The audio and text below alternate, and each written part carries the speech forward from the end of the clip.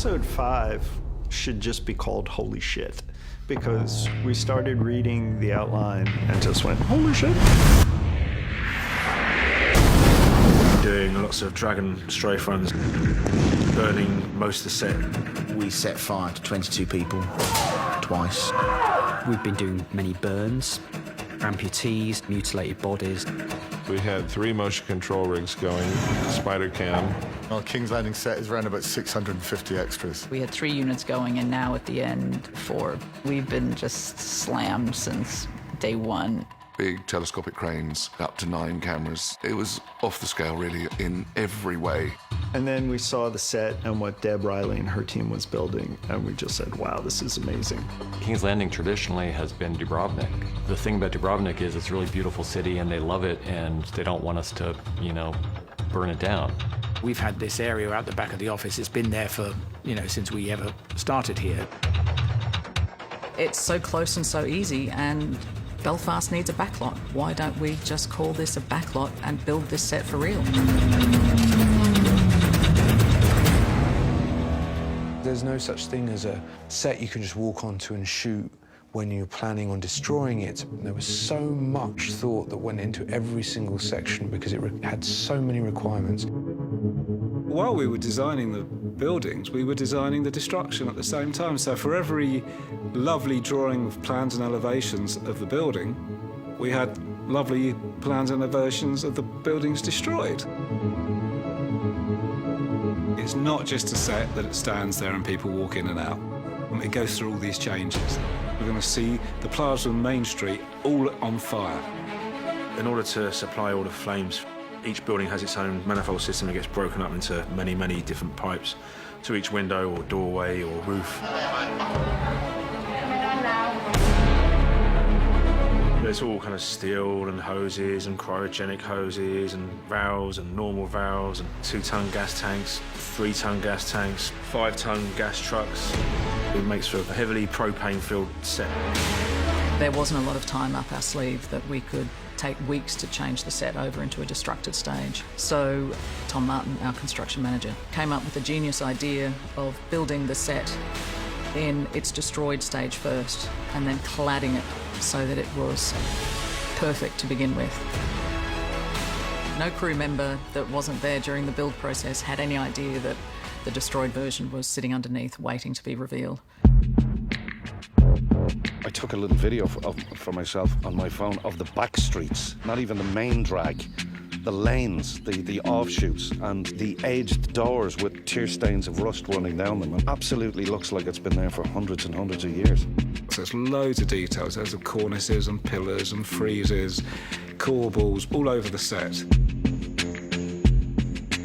There's been a lot of scenic sculpture. We did a quite large relief plaque with the letter D quite prominent, both Dan and David. So we had 2 of them, obviously. From a set deck perspective, Deb wanted an authentic sort of place, so the shop fronts, in the colour palette, all the doors, all the studs, all that sort of detail. We wanted as real as possible. It's shocking when you go behind one of these doors and you see scaffolding, because you really think you're in these places. Nicola and I said the other day, we'll never be on anything that is this vast ever again. They've built Croatia, and not like a street, they built like 17 streets and alleys. It has its drawbacks because it's right in the middle of the city. The King's Landing set was sprawling within Belfast within view of a number of raised buildings. We had an unprecedented number of drones, paparazzi attention, people just following the show around and trying to get a sneak peek. What we didn't want them to see was get the view looking down the King's Landing street. So we stuck up a 5-high container wall, and that problem died down pretty quick after that. One of the great things about going to Dubrovnik was there was a reality there that it was impossible to recapture with a set. And this year, Deb recaptured that reality with the set. It felt like you were wandering through Dubrovnik, but we were in Belfast. We were in a parking lot across from the Harlan and Wolff cranes. It was just, her crowning achievement. Free Charlie, take the email. 3, 2, 1, action. There's something you need to know. Someone's betrayed me. Yes. We enter into 5 with a broken Danny.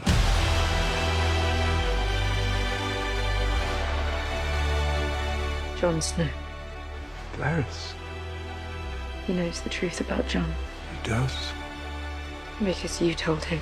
If Jon hadn't told her the truth, if Cersei hadn't betrayed her, if Cersei hadn't executed Missandei, if all these things had happened in any different way, then I don't think we'd be seeing this side of Daenerys Targaryen.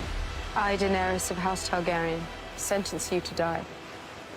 What? That Tyrion betrayed Varys? Tyrion is responsible for Varys' execution? They're best of friends. Not really. There's other things at play here. It was me. He has to betray somebody, right? It's a choice between betraying your best friend or your queen, and he chooses to remain loyal to his queen. Yeah.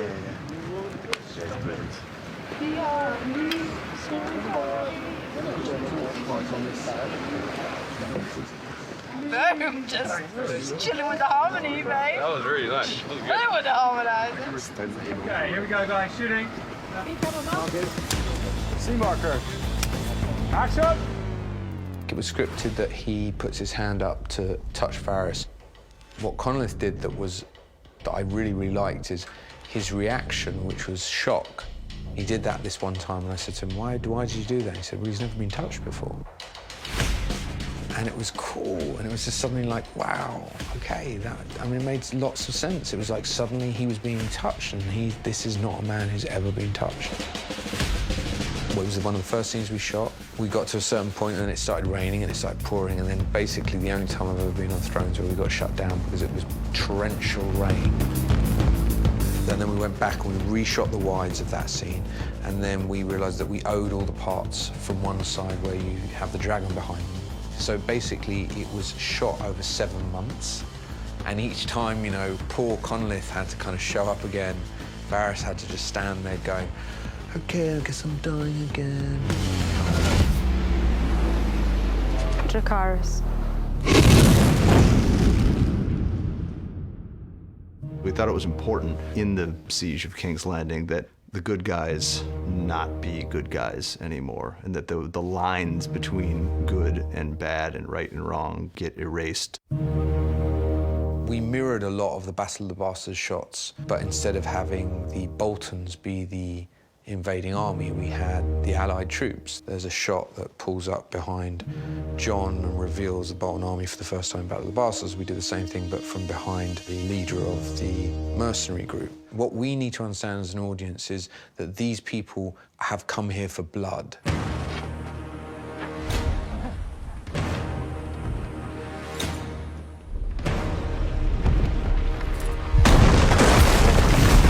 The hardest series of shots is the moment that the King's Landing gate is obliterated by dragon fire.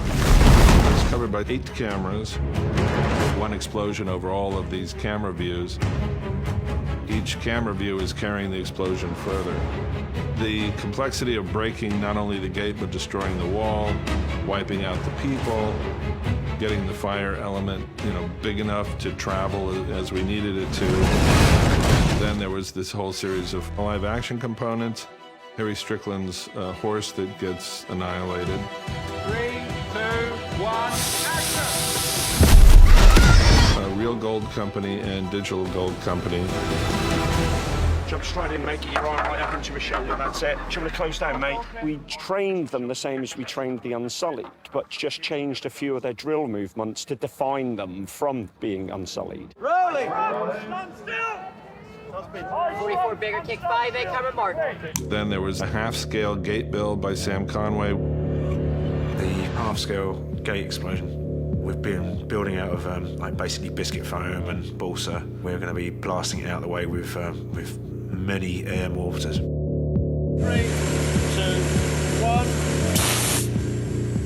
1. So basically, what the idea is to achieve a 60-foot explosion coming out of the centre of the gate, and also some flame bangs too. It was a lot of planning for production and a lot of work for Sam, and now it's a lot of work for us.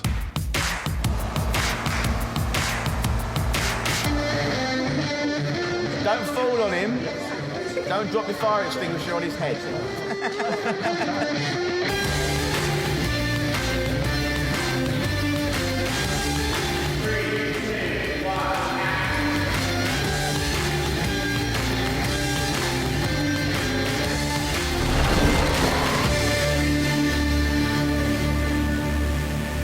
the dragons have gotten bigger. They've been lighting more and more people on fire, and I believe this year one of the things that Rowley brought to the table was the most people that have ever been burned on screen for a production. Yeah, good with that? Yeah, that's fine. That's the director just locking my head off. He doesn't know what he's doing. I wish he wouldn't touch it. The 22 burn is actually 44 burns. It's 2 halves, and 5 of the 22 were full burns but with no masks. When the time comes and the call's given, there's a process of getting them ready. They're all wearing 2mm wetsuits, covered with 3 layers of Nomex race underwear, soaked in Zell gel. On top of that is a race suit, covered with a boiler suit, and then a costume. And then they have silicone masks on and gloves on. What we essentially did was we lit the 5 guys manually, and then we detonated 17 Tamars, which are basically gas camping canisters inside metal cages, and they create a 15-foot fireball. 3, 2, 1, action. 17 poppers go off amongst all the full fire jobs, yeah?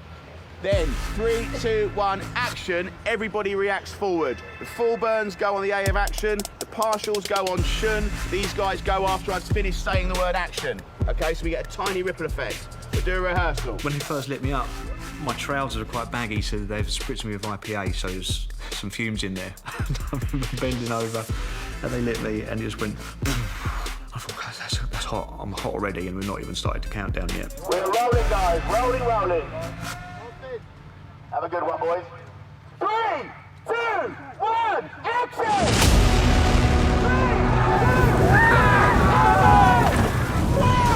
We had up to 9 cameras covering that scene. There's extraordinary sensation as well filming it. You know it's fiction, but to see that many men on fire, I found quite distressing at times. I remember the smell. It's horrifying.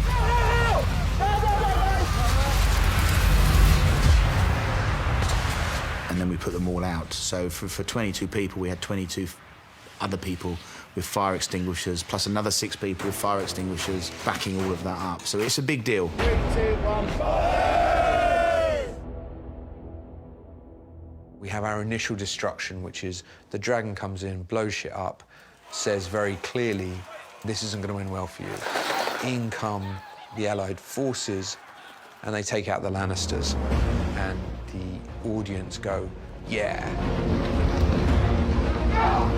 Once the Lannisters surrender and the gates have been blown open and the Golden Company has been dispersed, the battle's over. And Jon feels like that's quite clear.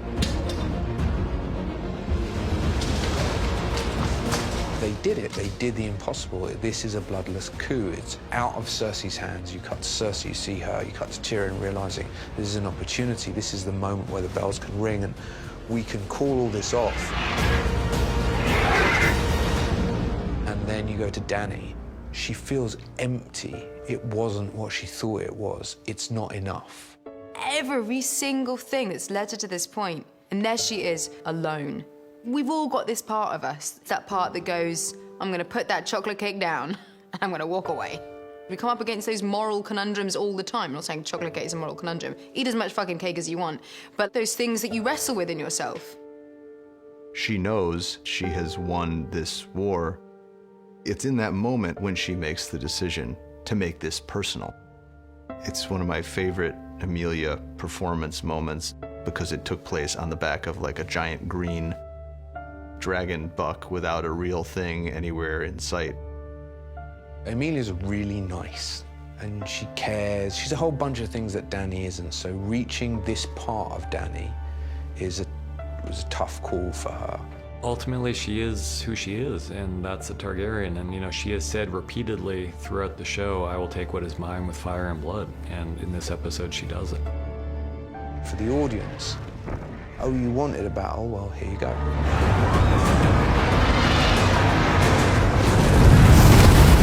Drogon's fire blasting does a lot of damage. I mean, he's not Godzilla, but we're heading in that direction. Cameras rolling, effects are hot. We're set on 3, 2, 1, We create a lot of interactive light for Dragonfire.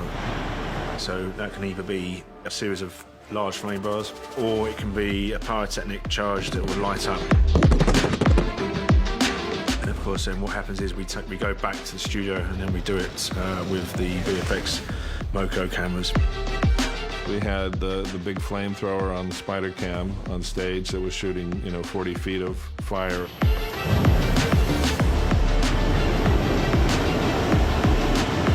And then we do also the impacting on the ground. We do that as a half-scale model shoot, pyrotechnic charge that goes along.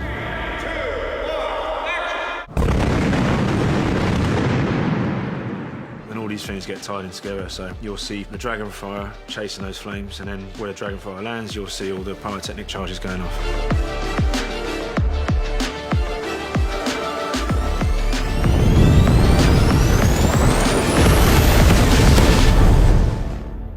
The place, when she takes off and starts burning the city, and when the Unsullied on the ground and the Northmen on the ground take that as their cue that anything goes. That should be enough, guys, but it's not.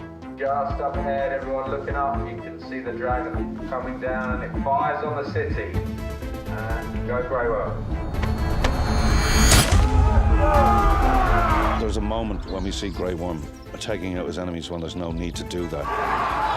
The way we described it in the screenplay was that he's become almost an angel of death. He's just gone back to being like this kind of traumatized robot. There are a lot of people lurking in the background. See if you can find Aaron Rodgers. I was helping a woman who was injured, sat her down, and then the hell with her. I'm getting out of there. So struggle, and then less struggle, that Guys, wrong place. The beheading came from the idea to take the audience to a place where they felt that they shared the bloodlust of the Starks, so they wanted to see these people get creamed, and then to give them what they wanted and show them with no mercy the horrors of war.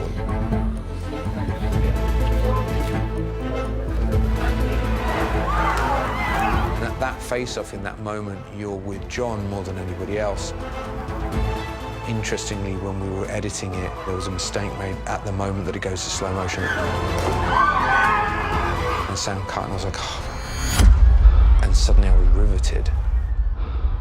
And that nothing letting me off the hook from seeing what he's seeing and experiencing what he's experiencing. And there's a great shot that Miguel got. You just have the Lannister soldier who's guiding the civilians of King's Landing to safety. And the good guy in this shot is a guy in bad guy armor. And the bad guys in this shot are the ones who are doing all of these horrific things. If 3 was the final battle between good and evil, 5 is what have we become? It's all got a bit bleak, hasn't it? It's quite bleak. This season's really bleak. If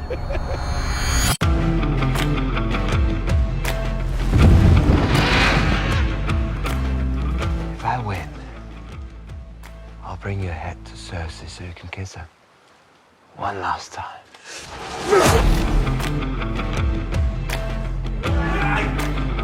Finally, after 15 years of being colleagues, I've given 2 days to kick his ass. The time for gentlemanlike fights are over. The idea was it was a slugfest. It's gonna be very funny for Denmark because 2 of their actors are gonna fight it off. The Dane Bowl. It's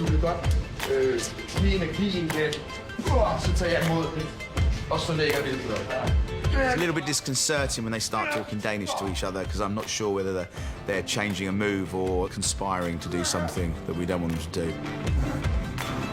Where we did it was a very unfriendly environment, which was big rocks and stones and a tide. This very, very small cove where the tide came in and out, and it was wet and sandy. Those guys being soaking wet and having sand everywhere. They're probably still finding sand in the bath now. 3, 2, 1, action! Euron is a psychopath. A normal person would not swim to shore just so he could murder one other person. He wants to know what new things are like. As he says with Cersei, life can be boring. The ultimate new, interesting experience he's never had before is death, and I think he's strangely excited about having that experience as well. I mean, he dies with a smile on his face. That was the first thing I asked Dan and David is, am I dead? And they go like, no, maybe a little. And I go like, no, I don't think so. It struck us that it would be apocalyptically beautiful to see them fighting on the stairway to nowhere with the sky in the background and the dragon flying by and the flames everywhere, and it's just pretty epic, and that's what we wanted. Hello, big brother. One more on this time, guys. We shot this thing for days and days and days, and it was so hard to shoot, and it was a massive set. There was 72 steps. The really important thing for me in designing the staircase was that it felt grand. We've always seen these computer-generated illustrations of King's Landing, and there is a big tower down the side of the big keep. The problem with a staircase is it will want to go up. So I think the first time in our kind of history of building things here, we've actually hit the grid of the stages. There's a lot of crew, and it's just the one staircase, so trying to get cameras into positions right up against the staircase, it's been quite difficult. At the same time, the building is being ruined by the dragon fire, so there's crumbling walls everywhere. Special effects will be dropping rocks and sand and debris. So there's all these kind of interesting challenges, as well as running in and fighting and falling down the stairs. So when you attack, it's better that you're slower but on target, and he gets out of the way, rather than trying to be really fast and deliberately missing, because we'll see a deliberate miss. Does that make sense? Yeah. Just slow and deliberate. All right. Everyone ready? Rehearsing. And set. 3, 2, 1, action. Oh! And the way we tackled it was we put one very big crane on the inside of the circle, on the inside of the staircase, which could reach any point on that staircase. And then where the staircase has been destroyed at the back, we put another crane on a large rostrum so we could shoot both ways. When we're on the staircase, we shoot a whole combination of handheld, and then we deploy our Artemis Maxima, which is this handheld stabilized rig. We learn the choreography, we get the trust of the actors and vice versa. And if you learn it well enough, you can step inside that zone with the swords going over the camera or under the camera. Before you know it gets pretty exciting.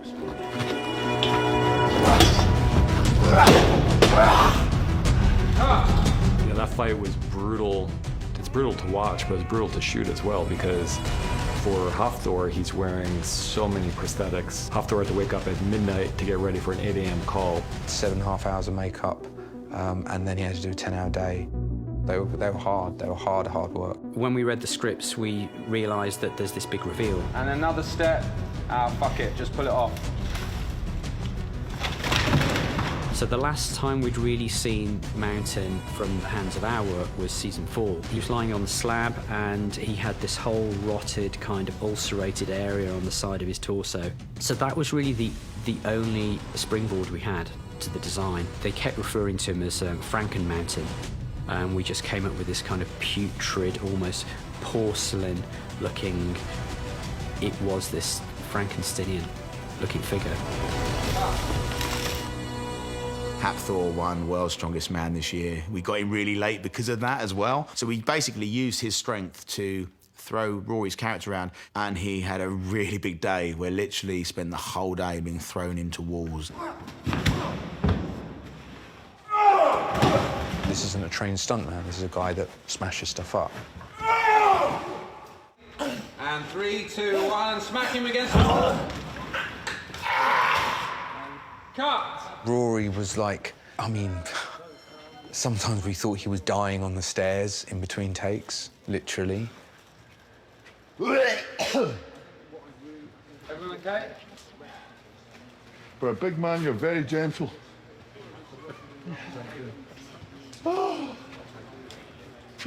I, after a couple of days, decided to have I brought Hafthor in, and I gave him a box with a sandbag on top of it, and I put the camera underneath him. There was no reason to shoot it. And I was just like, I just want you to just When I say action, just fucking smash that as hard as you possibly can. Pretend it's Rory's head. And looking right at the camera. And he was just like going like that. We were shooting in slow motion. 3, 2, 1, and action. And one more time. And 3, 2, 1, and action. Great. And now this time, just... And I just got all his anger out so that it was all done, and then we went off and did the scene. We're going to do a 30-foot fall where Julia takes off Mike, the stunt double for the mountain, into a box ring. For two really big guys and one of them going off backwards in full prosthetics, it's getting the wall right that's the difficult bit, is because it's meant to be like 4 foot thick. It will be a couple of feet thick, but it's trying to get that to look right. There are many times when we're planning a season and, you kind of have to avoid giving the audience exactly what they want because then things start to become predictable. This is a case where we wanted the same thing. We've always wanted to see these two face off, and they finally did. Ready, ladies and gentlemen? Here we go. Yep. Here we go. You needed a perspective to carry you through this horror. We thought Aria was the best person to use for that purpose. I got a call from Miguel. Basically, I can't tell you anything, but you know what we did in Bob? I was like, yeah. He was like, we're going to do that, but with you. And I was like, okay. It was meant to be ultimately come across as a 7.5-minute non-stop shot where you follow her on the run. We've practiced this many, many times. We've spent a whole day, 2 days practicing this shot already with Aria and with all the stunt team and all the extras we require. Little boy, back, down the stairs, round. Gonna really throw away the girl coming out the window. That's me. 69 Apple, take 6, 48 frames. 3, 2, 1, action! From a camera perspective, it took us an hour to figure out how we're going to move the camera. It's all the other stuff that goes on in the background, and we've got a great special effects crew who, put in smoke and flame bars and lots of extras. Every single extra you look at will have each of their stories, so, I think that's what makes those runners so intense. So I think definitely when you came in here, that thing, the first time I looked around, I was like, fuck, I'm fucked. Fuck unless I get out of it. How to get care of this way. We got all sorts of air mortars going off. And she gets picked up by the crowd. And she is just cannon fodder because Danny is bombing the city. I've decided on this journey to a new life, and I might not even make it out of the gates. We want the audience to think that she's dead for like a second, but audiences are too smart for that.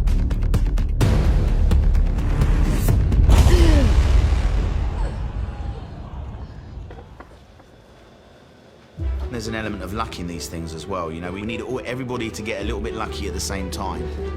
We're setting people on fire during it and putting them out during it. If I miscue it or not cue it quick enough, it doesn't work. There's any number of things that can just make the take not as good as you would hope it to be. And they typically take 10 takes to get. Delta mark, 48 frames. Bravo, 69, Delta, take 1 on the end.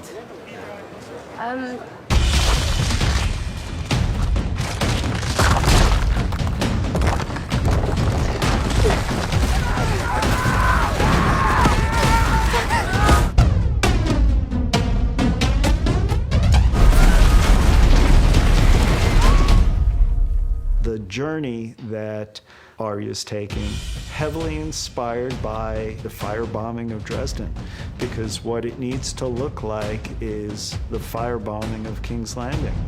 It was interesting to us that we could take a modern reference and map it onto a pre-modern situation because we have air fire power in the form of the dragons. If you see some of the photographs, they're terrifying photographs of not just the level of destruction, but there's people walking to work the next day with decapitated heads lying on the ground. It's a terrifying, terrifying thing. She's seen some awful things, but this is like mass destruction, and it's pretty sickening even for the strongest of people. We've been doing many full body burns, some with negative space, and some crushed, sort of mutilated bodies, extras which are amputees, and we've created severed limbs. So we've had a team of about 5-6 people on a day-to-day basis. And on some days, Miguel will say, right, I need these guys to have some head injuries, this guy's got his throat slashed, this guy's going to be really badly burnt. So suddenly our guys just pile in, and we've just got this big jigsaw puzzle of pieces that we've got in our arsenal, and fortunately it seems to have worked out. Now I've got one of my girls walking along and she's got a handful of intestines, and we've got amputees, bless them. And then you make the ends of the limbs that they have look horrible, and then you make trails of blood where they meant to have thing, and they're screaming horribly. But when they cut, someone's walking around with a box of ice lollies and going, do you want an ice lolly? And it's like, nah, I'm all right. What we do for a living is a bit surreal at times, you know.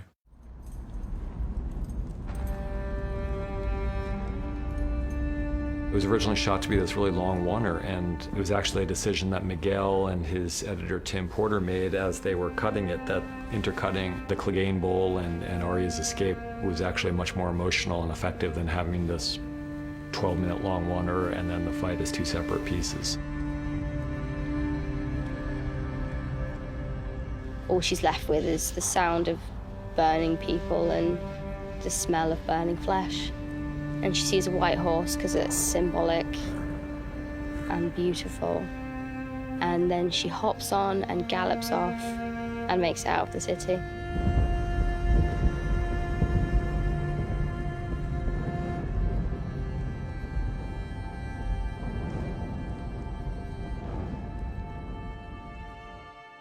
'68 Echo, take 1. A, B, and C, come on boards. D-marker. It's a kind of genuine discovery as she goes along. Each step she takes, something crumbles, something falls, the destruction's unavoidable. She loses people and finds herself totally alone. The thing that he has with his sister, which is absolute unconditional love.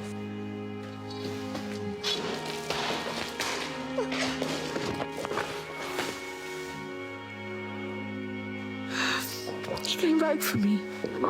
He goes back to her even though he knows that she's going to die. He goes back to her even though he knows that she'll never surrender.